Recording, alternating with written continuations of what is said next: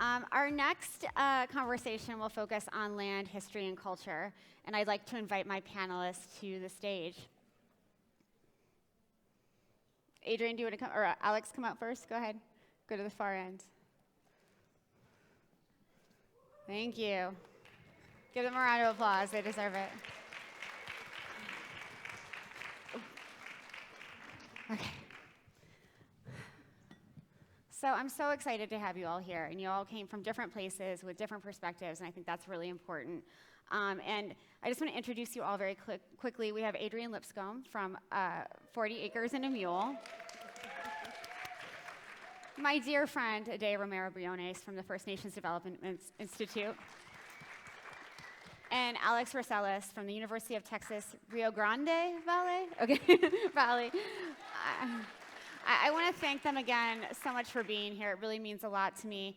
I think it's an understatement to say that we need to talk more about the intersection of land, history, and culture, and the racism that is so deeply entrenched in our food and agriculture systems here in the United States and all over the world. And that leads me to my first question, which I'm going to pose to all the panelists. As I said before, one of the things that I appreciate about being here at this university in Austin is the opportunity to have really uncomfortable conversations that make us all sort of squirm in our seats. We need to be doing more of that every day, questioning and having conversations that really change how we think. And conversations that particularly, to be honest, make a lot of white folks uncomfortable. I think that's important. So when I want to ask my first question, you know, the US government stole land from BIPOC folks, literally stole it. And I want to ask each of you, what's been the impact of that land grab, that stealing of culture and foodways and the way people interacted with one another in their communities? And Adrian, you look like you want to go. I'm going to actually jump in on this one real quick because I do think the framing of the question is really important. And when we say stolen land from BIPOC folks, it's important to remember that BIPOC, like I don't know who BIPOC is. I'm not a BIPOC. Are you a BIPOC? I don't. There's like the Black experience, there's the Indigenous experience, there's Hispanic experience, and these are all the experiences that are worth storytelling, that are worth expressing, and when we kind of lump them all together, it kind of minimizes the impacts that this history has on these communities. It pretty much has. And so we need to recognize that there's experiences that need to be told in their fullness by the people who've experienced them. Go ahead, Adrian. Thank you so much for doing that. So she literally said what I was going to say, but I was going to top that with not just stolen lands, but stolen bodies. Yep.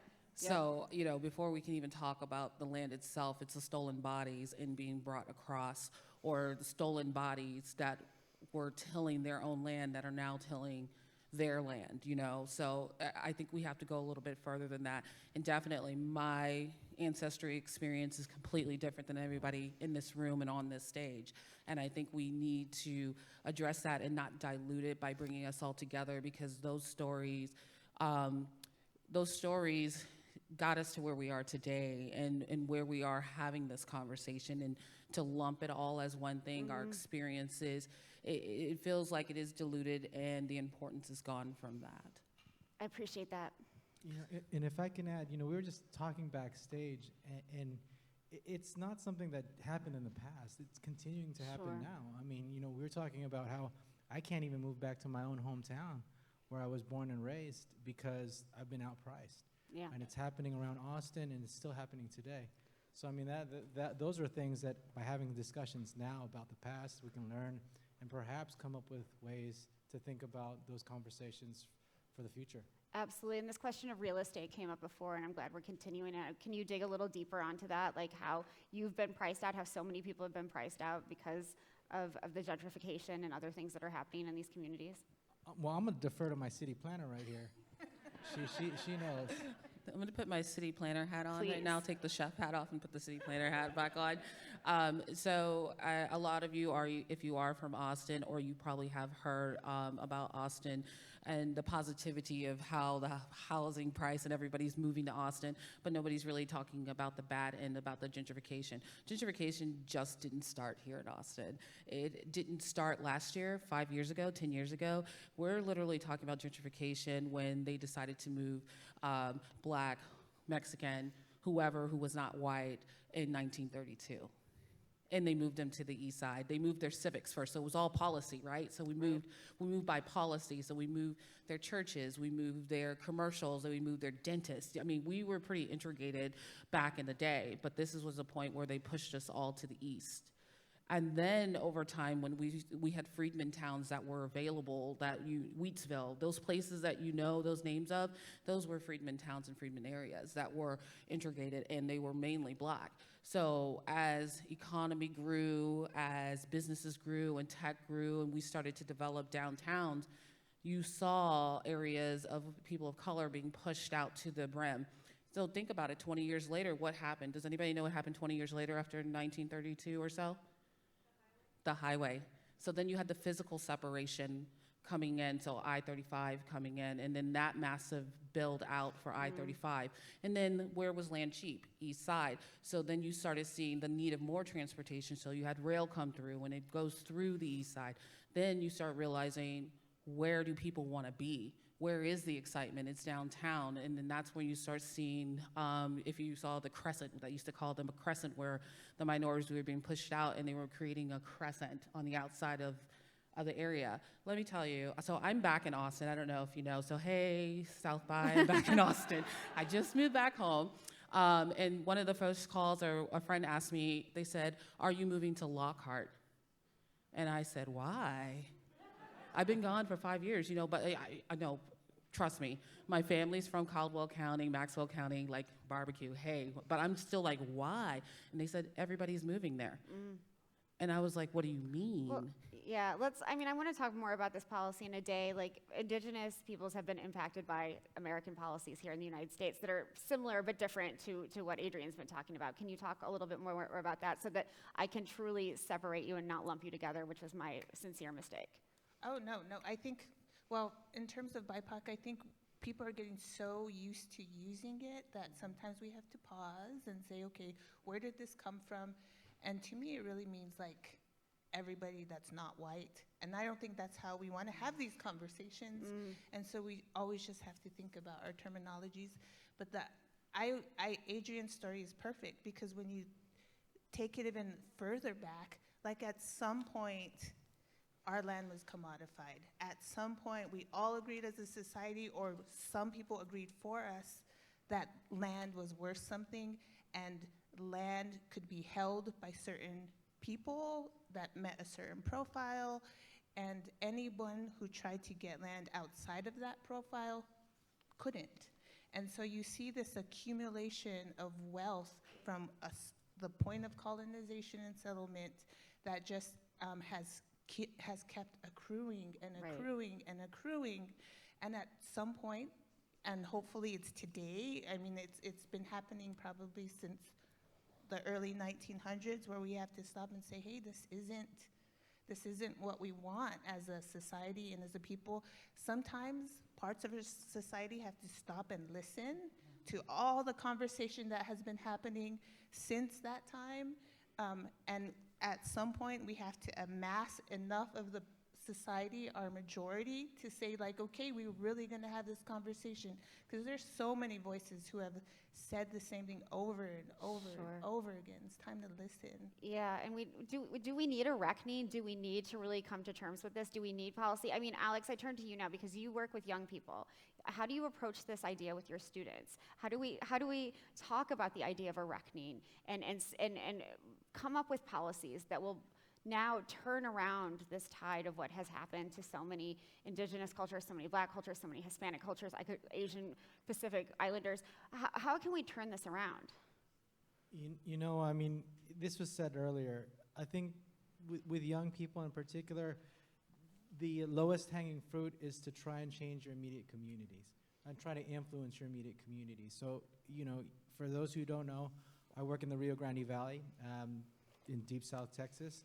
It's where Sue Beckwith mentioned. We grow most of the food for the state of Texas. Actually, we grow the most fruits and vegetables in the whole state. And yet we have all the, food-related diseases, food insecurities. We have the worst food access in almost in the entire country, and the highest rates of diabetes and obesity. And so, here we are in what is the breadbasket of the state, and yet we feel powerless. Yeah. Right? I mean, and young people feel that. I mean, everyone in this room feels that. And so, for me, being where I am, it's easiest to try and give an example of how we can do this in our own communities. First, maybe in your own household, and then, as a student, as a young person with a lot of energy, maybe, healthy legs and back, maybe planting your own gardens, or working in our university at our university farm, and trying to really influence our outcomes at that level, which is the easiest level in which to influence those outcomes. So when we have students right here who have gone to city planning meetings with us and spoke up in favor of urban ag, and lo and behold, the city where our university is now changing some of those policies. And that's a small win that gives students motivation, Sure. that gives students kind of a sense of belonging, because they know that they can take their skills, their passion, their learning, and apply it and have actual tangible outcome. That's great. That's great. Adrian, I want to turn back to you. When I spoke with Tony earlier today, we talked about the importance of history and understanding the history of these things. Can you explain the significance for folks in the audience who don't know about 40 acres and a mule and what that means? Yeah, I hope all of you know what 40 acres mean. Even UT calls themselves 40 acres too, so that's like really significant and when you think about it. But we're talking about Civil War, we're talking about along with land grab and movement and war and a lot of deaths that were occurring. And General Sherman was accruing land along the way, but he was not allowed to take prisoner of slaves. He was supposed to just free them. But one issue that was happening is that the slaves were following, so the freedmen were following them, and because they didn't know where to go, because the South and the Southerns were moving with them. And there was a question of what to do with 5,000 people following you, right? And you're land grabbing. And along with this, General Sherman met with about 21 black leaders, and at that time they were more pastors, people of religion, that were freedmen. And the 12th question that he asked is, what do you want? And one man stood up and he said, we want land. And that was really significant because land provides identity, community, and economy, and that's pretty much what it came down to. And on those plots, he decided to give each one 40 acres and the mule. There were real mules over time that were part of the war that were given back. And so in giving that 40 acres, it was to till the land and to take care of it. But as people know, and if you really check out the timeline, Abraham Lincoln died during this, and then Johnson stepped in, who was a Southerner, and was told to give the land. Give the land back to the original owners, and that led a whole crop of more war, more killings that were happening, arrests, and that's when you started seeing what's called sharecropping pop up, and where you could stay on the land but you wouldn't own it, and what you made and provide, you needed to give back to the owner. And a percentage back to the owner, which that's where we started seeing this economy and sharecropping happening. Thank you so much for explaining that. Can I just add to that course. really quick, just a couple points.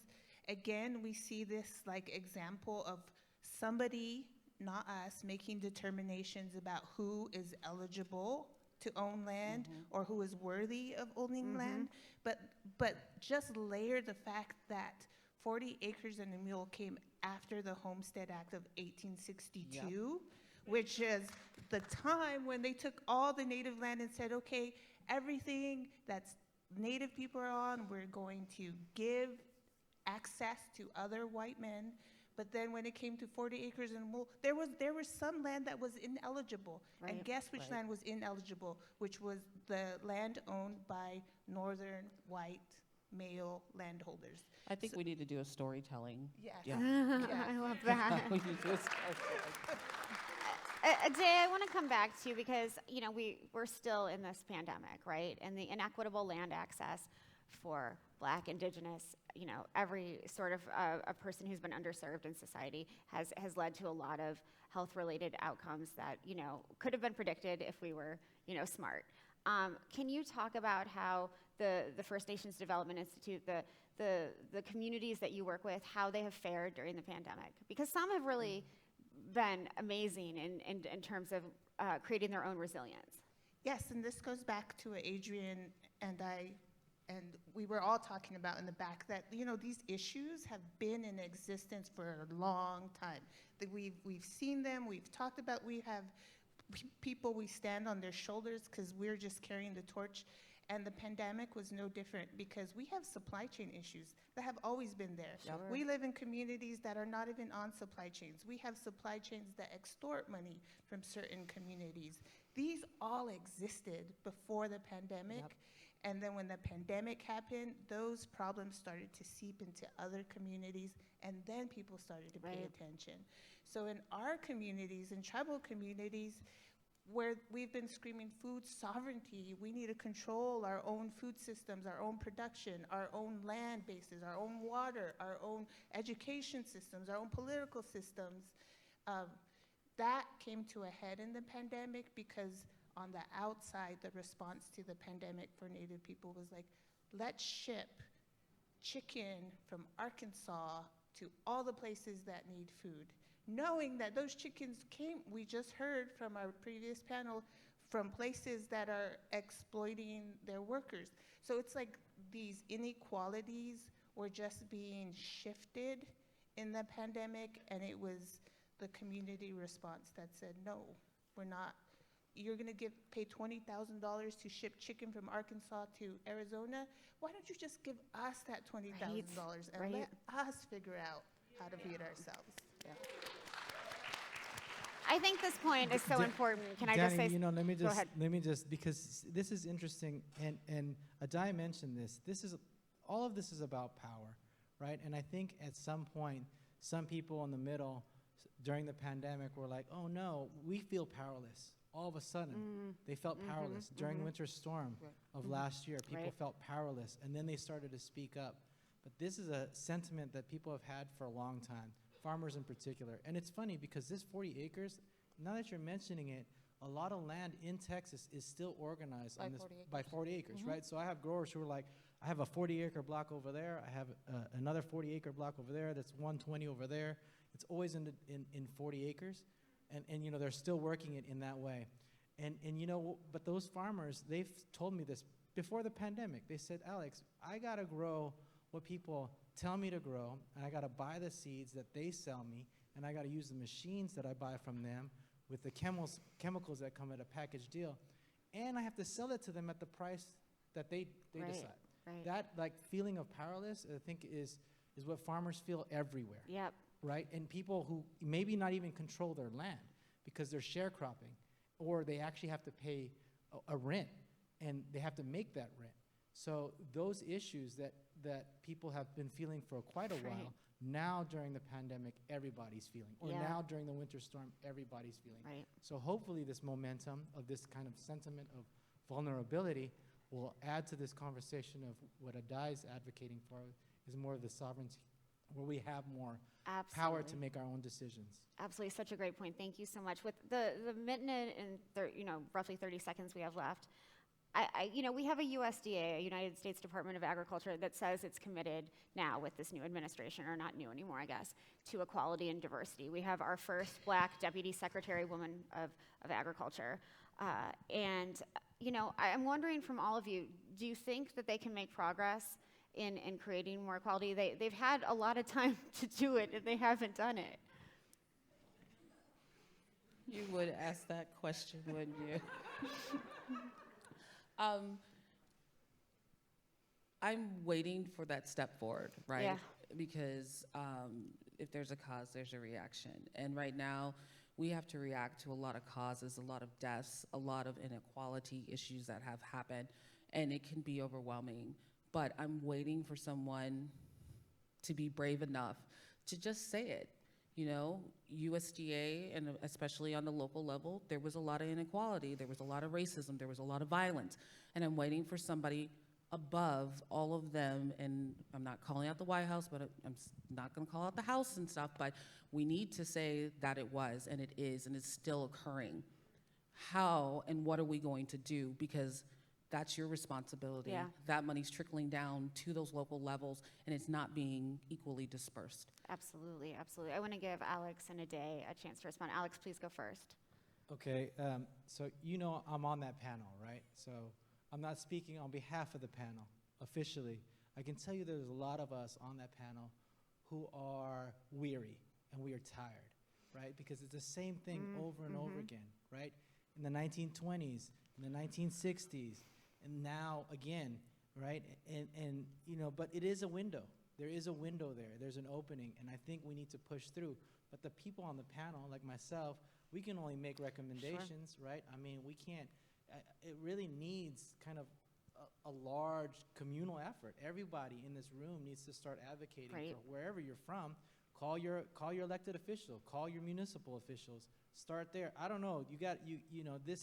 We're gonna need help. Yeah. That's what I'm saying. Absolutely. We all need to be advocating for that, for sure. We're A-dae- all watching. We're all watching. Yes, we are. We're moving in the right direction. We see like more diverse people. The next step is having more diverse thought in that whole capitalist sector government relationship. And so all you students out there, we're waiting for you, and we have so much work you have to do. So. Amazing way to end. Thank you so much. Thank you. Thank you so much. You can